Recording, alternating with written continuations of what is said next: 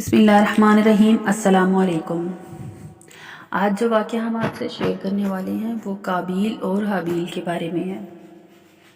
कुरान मजीद में हज़रत आदम अलैहिस्सलाम के दो बेटों काबील और हाबील का किस्सा है और हम आपको सुनाते हैं।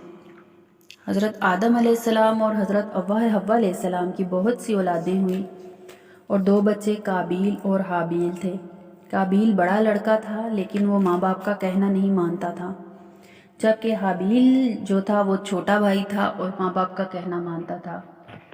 अकाइमा एक लड़की थी जिससे काबील शादी करना चाहता था, मगर हज़रत आदम अलैहिस्सलाम और हज़रत हव्वा अलैहिस्सलाम इसकी शादी अपने छोटे बेटे हाबील से करना चाहते थे, जो नेक और शरीफ था।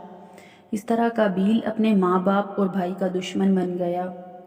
अल्लाह ने हुक्म दिया कि तुम कुर्बानी करके पहाड़ पर रखाओ, जिसकी कुर्बानी कबूल होगी इसकी शादी अकाइमा से कर दी जाएगी। अल्लाह को अपने नेक बंदे पसंद होते हैं, वो इनकी मदद करता है। आसमान से एक आग आई और हाबील की कुर्बानी को ले गई, यानी हाबील की कुर्बानी कबूल हो गई।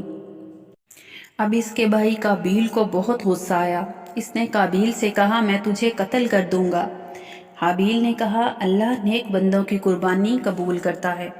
अगर तुम मुझसे लड़ोगे तो मैं तुम पर हाथ नहीं उठाऊंगा। आखिर एक दिन काबील ने हाबील को कत्ल कर दिया। दुनिया में ये पहला कत्ल था जो काबील ने हाबील का किया था।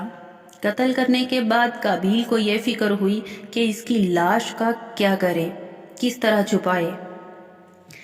चुनांचा इसने देखा कि एक दिन एक कौवा चोंच से ज़मीन पर मरे कौवे को दफन कर रहा है, ज़मीन खोद कर कौवे को दफन कर रहा है। तब इसने अपने भाई हाबील को ज़मीन खोद कर दफन कर दिया और ख़ुद जाकर आग की पूजा करने लगा।